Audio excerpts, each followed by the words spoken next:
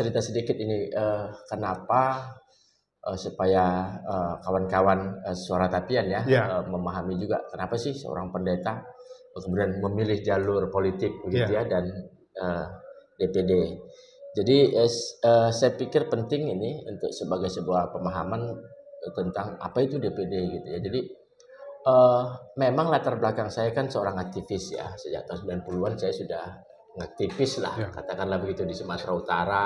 Kemudian dari Sumatera Utara ke Jogja, dari Jogja ke Jakarta. Jadi sebenarnya saya sebagai pendeta itu mungkin hanya dari masa pelayanan saya sekarang sejak tamat tahun 2000 sekolah teologi itu hanya 5 tahun 6 tahun saya pernah melayani jemaat.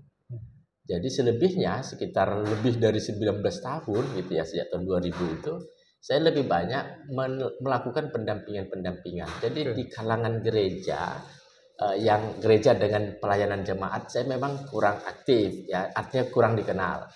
Tapi pelayanan saya sejak itu ya sejak tahun 2000 paling 5 tahun 6 tahun saya melayani jemaat. Setelah itu saya memang melakukan pelayanan di jalanan begitu, dalam tanda petik lah ya, di jalanan ya, dari daerah ke daerah, dari kampung ke kampung, dari persoalan satu ke persoalan berikutnya di seluruh Indonesia. Jadi mungkin Indonesia ini nggak ada yang belum saya jalani dalam kerangka selama 20 tahun terakhir ya. Sebelum saya jadi anggota DPD ini mungkin 20 tahun terakhir nggak ada satupun provinsi yang belum saya jalani.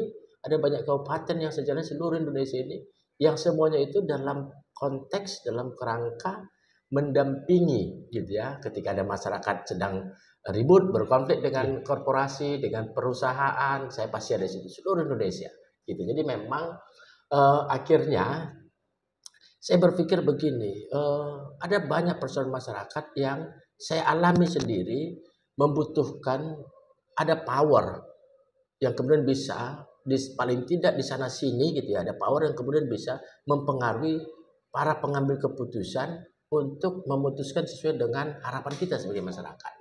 Nah itu kenapa saya akhirnya memilih jalur politik. Jadi lompat nih gitu ya, melangkah lebih lanjut gitu ya dari tahapan aktivis menjadi yang terlibat dalam pengambilan keputusan. Nah itu latar belakang dan itu juga yang membuat saya tidak memilih menjadi anggota DPR loh. Pengalaman saya menjadi aktivis itu membuat saya tidak memilih jalur DPR. Karena apa? Di DPR itu ada partainya. Kita tahu betul lah sama-sama ya, ada jalur partai, ada garis partai, ada petunjuk partai. Nah, jadi menurut saya sebagai seorang aktivis murni yang sejak tahun 90-an itu sudah ada di Sumut, di Jogja, kemudian berangkat ke Jakarta, tetap ada di ruang aktivisme ini. Saya punya visi perjuangan yang saya pikir tidak bisa diatur, tidak bisa apa istilahnya itu, bisa disetir, bisa ditentukan oleh katakanlah yang di atas saya. Kalau di struktur partai ada misalnya partai ada apa namanya istilahnya ketum gitu ya.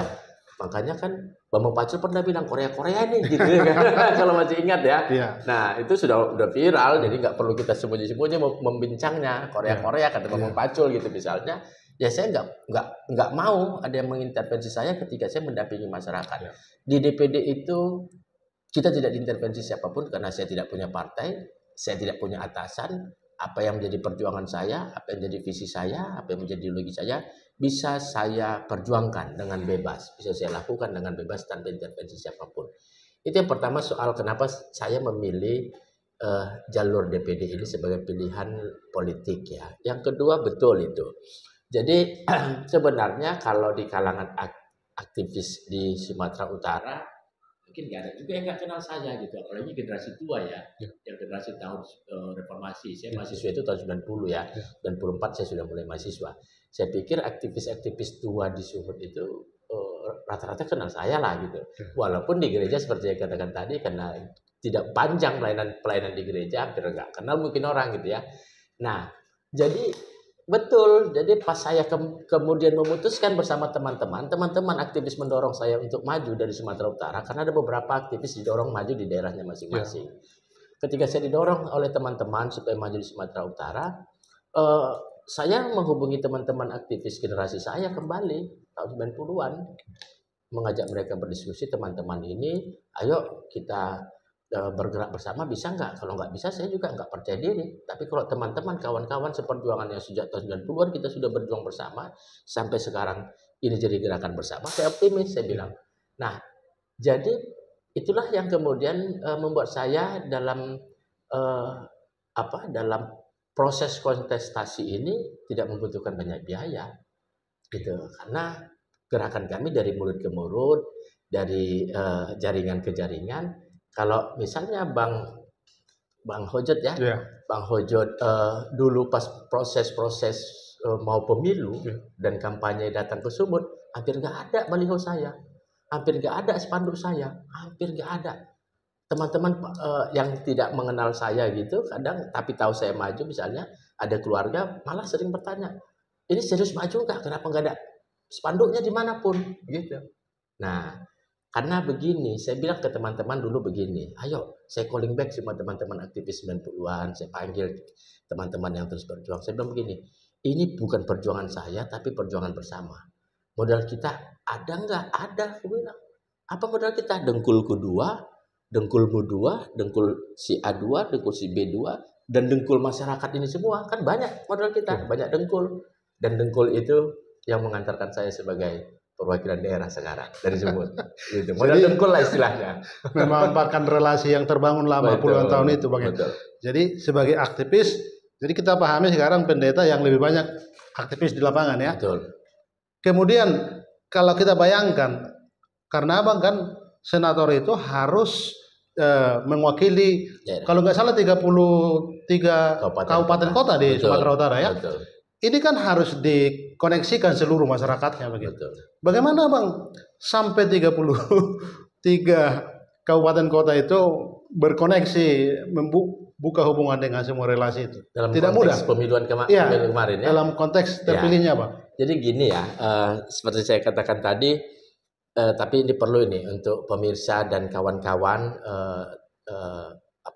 Tapian ya. Suara Tapian. Modal sosial itu, modal sosial itu lebih berharga dibanding modal finansial. Saya tahu betul ya bagaimana kontestan-kontestan lain yang main katakanlah ikut ya berkontestasi dalam pileg kemarin ya, kepala daerah kemudian yang baru-baru ini itu membutuhkan modal finansial yang tidak tanggung misalnya. Malah saya menulis itu, saya ada berita saya soal mengkritik ya vulgarnya money politik di Republik ini di sini, karena hampir semua politisi-politisi tidak membangun modal sosial. Jadi terpilih datang 5 tahun lagi yang dibawa itu ya finansial, modal finansialnya. Akhirnya ini memperparah money politik. Nah, saya berani sekarang menyaksikan gitu ya, menjadi sebuah testimoni saya, modal sosial itu ternyata tidak kalah jauh dibanding modal finansial. Saya tidak punya modal seperti saya katakan, malah modal saya bilang kita modal dengkul ya, dengkul saya dan dengkul Anda, dengkul saya dan dengkul teman-teman, dengkul saya dan dengkul masyarakat. Nah, ketika saya mau maju kemarin 33 kabupaten kota, saya punya teman kan. Saya punya teman, baik teman gereja, teman pendeta, teman-teman aktivis pada umumnya di semua kabupaten kota yang dulu teman-teman saya pada masa-masa kuliah di berbagai kampus di Kota Medan sana. Gitu. Jadi saya calling back, saya telepon kembali, saya panggil kembali, saya hubungi kembali. Ayo kita bergerak, ini gerakan bersama, ini perjuangan bersama. Nah, ya akhirnya 33 kabupaten saya punya jaringan karena calling back aktivis itu. Luar biasa Bang.